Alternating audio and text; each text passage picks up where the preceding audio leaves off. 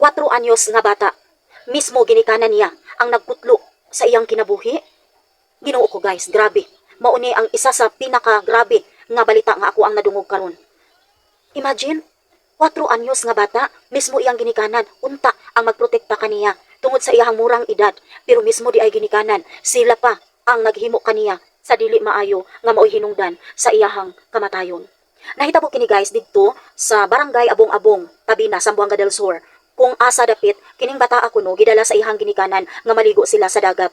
Ug sa pag-abot didto, mismo ang iyang ginikanan ang naglumos kaniya. Sa investigasyon sa mga pulis, una ang amahan, mo'y ilahang nadakpan. Ug wala masakti pa ang inahan tungod kay naglayas kuno kini. Apan sa ilahang investigasyon ni gawas nga ang inahan di ay kuno mismo ang naglumos sa iyahang anak. Diyos ko, makahimo di ang ginikanan ani? Kawalay swerte sa bata sa iyahang ginikanan. Para nako, talagsaon ra kaayo ang ginikanan nga magbuhat og dili maayo para sa iyahang anak. Naay rason ngano nga nakahimo sila. Walay normal nga ginikanan nga makahimo ani. 4 anyos na ang bata sa ilahang mga kamot.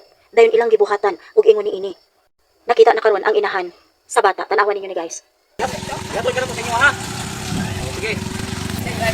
Ya. Yatoy ka na po sa inyo ha. Kabalo ko ko isip sa mga dito. Pili ayaw. Para abot sa taw, Ha? abot ha. Oo, sato ha. Pipila ka rason ngano nga mabuhat kini sa ginikanan? Sa inahan o sa amahan ba? Unang rason, wala sila sa maayong pangisip. Ang ginikanan nga makabuhat ani sa ilahang anak, wala sa sakto nga pangisip. Ikaduha nga rason, tungod sa droga. Mauni, isa pud ni sa makapawala sa ilaang maayong panghunahuna basta magdroga na sila. Ang ikatulong rason, ngano nga mabuhat ni sa ginikanan? Tungod ba sa kalisod? O tungod ba kay nasudlan na sa dautan ang ilahang hunahuna? Grabe ni. Kaluoy sa bata. Wala siya swerte sa iyahang ginikanan.